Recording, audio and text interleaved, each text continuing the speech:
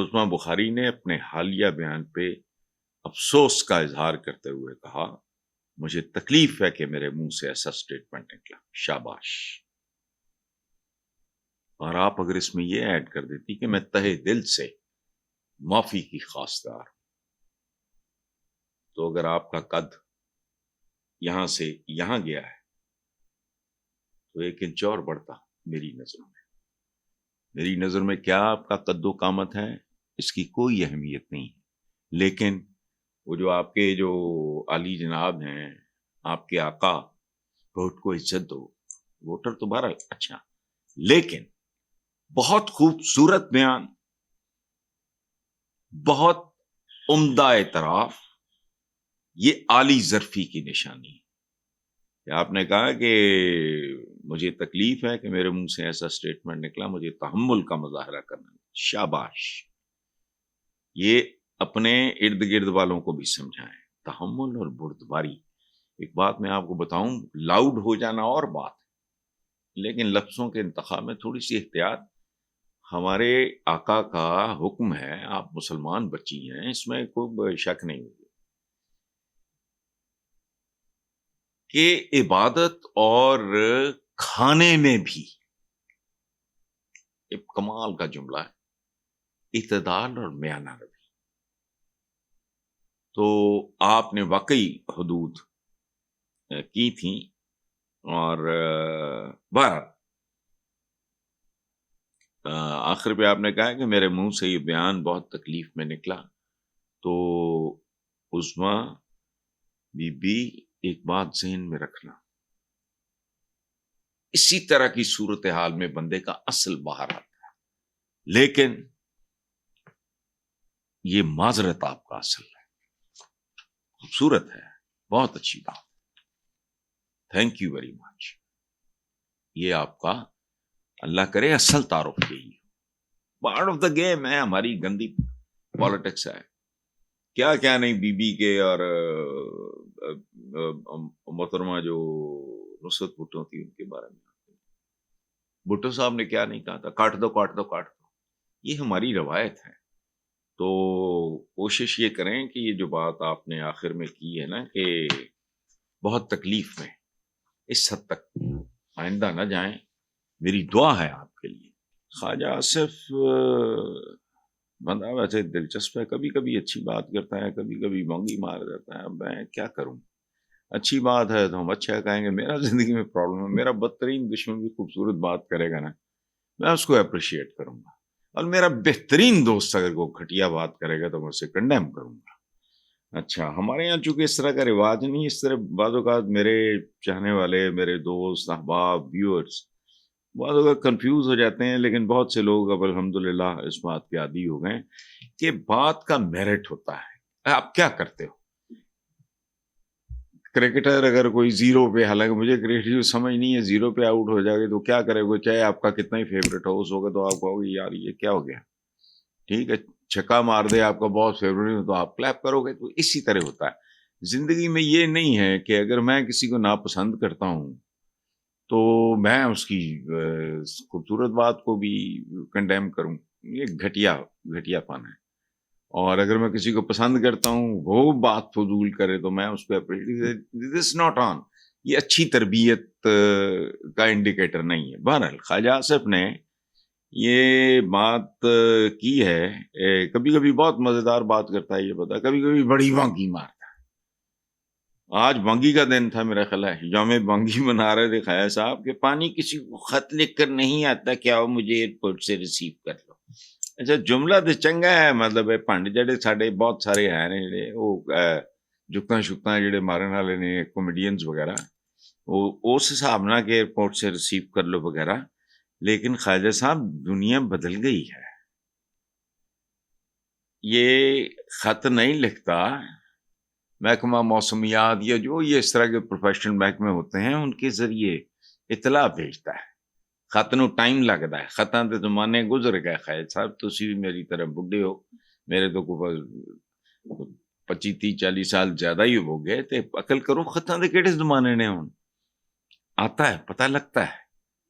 ٹھیک ہے، تسی کلے نہیں جنہوں نے دنیا دیکھی، کو ہور بھی آئے ہیں. ٹھیک، فضول بات ہے. اور دوسری بات یہ ہے کہ یہ خط لکھ کے آنا یا تار دینا محکمہ موسمیات ہے، وہ معاملہ شروع ہو جاتا ہے اور یہ اشروں پہ محیط تجربہ ہے میرا. ہر کمی بیشی ہو جاتی ہے، اونچ نیچ ہو جاتی ہے، کبھی زیادہ کبھی بہت زیادہ، کبھی کم ذرا اور کم، یہ تو ہوتا ہے. اور دوسری بات میں آپ کو یاد کراؤں جو آپ نے اچھی کی ہے اور بہت ہی اچھی کی ہے، کوئی شبہ نہیں، یہ بنگی ہے.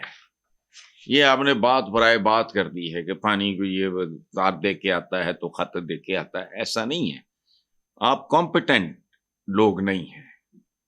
ہمارا پورا کلچر ہے ٹاپ ٹو ٹو، میں تو عوام کو بھی شامل کرتا ہوں. خاص طور پہ جو پولیٹیشین ہے اس پہ الزام زیادہ آتا ہے، چونکہ وہ ٹھیکیدار بنتا ہے، وہ ماما بنتا ہے، ووٹ کو عزت دو. عوام مامے گیری تو نہیں کرتے نا. ان میں کیا ہوتا ہے کہ آپ پہ ذمہ داری عائد ہوتی ہے.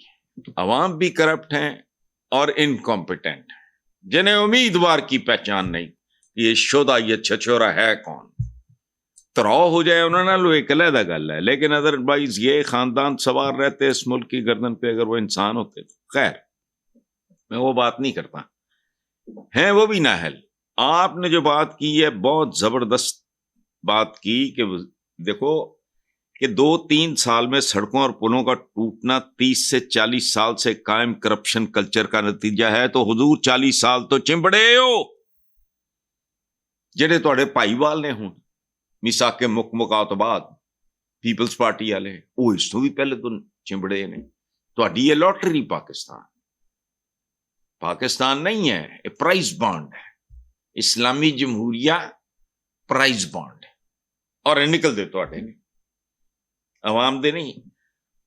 اب آپ جو یہ بات کر رہے ہیں کہ یہ 2-3 سال میں سڑکوں پلوں کا ٹوٹنا 30 سے 40 سال سے قائم کردہ کرپشن کا کلچر ہے، یہ آپ لے کے آئے. لیکن میں آپ کو سلوٹ پیش کرتا ہوں کہ آپ نے بات ٹھیک کی ہے. بجٹ میں مختص صرف 20 یا 30% پیسہ منصوبوں پہ لگتا ہے. سبحان اللہ. یہ ایک جملہ میرے جیسے آدمی کے دل میں آپ کا احترام پیدا کرنے کے لیے کافی ہے. لیکن آپ بیلنس کر دیتے ہیں. اسی طرح بات کیا کریں، ایسی ہی بات کیا کریں اور آپ ٹھیک بات کر رہے ہیں. کوئی ماں کا لال اس ملک میں ایسا نہیں ہے جو آپ کی اس بات کو مسترد کر سکے یا کنٹیسٹ کر سکے. اچھا، اگلی بات آپ نے اور بھی خوبصورت کی.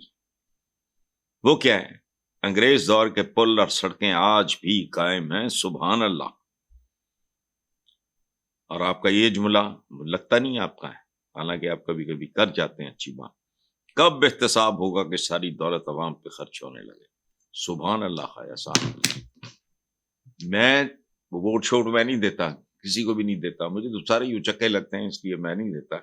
لیکن یقین کریں اگر میں آپ کے حلقے میں ہوتا، ان 2 جملوں بجٹ میں مختص صرف 20 یا 30% پیسہ منصوبوں پہ لگتا ہے، انگریز دور کے پل اور سڑکیں آج بھی قائم ہیں، کب احتساب ہوگا کہ ساری دولت عوام پہ خرچ ہونے لگے، میں آپ کو ووٹ دیتا. یہ لیول چاہیے. لوگوں کے ساتھ کمیونیکیٹ کرنا ہے تو دیانتداری، چونکہ بھونکیاں جب مارتے ہیں بہت کو عزت دو وغیرہ پھڑے جاتے ذلیل ہو جاتے. گالو نہیں کرو جی ٹھیک. اور دوسری بات میں آپ کو عرض کروں، یہ ہونا نہیں.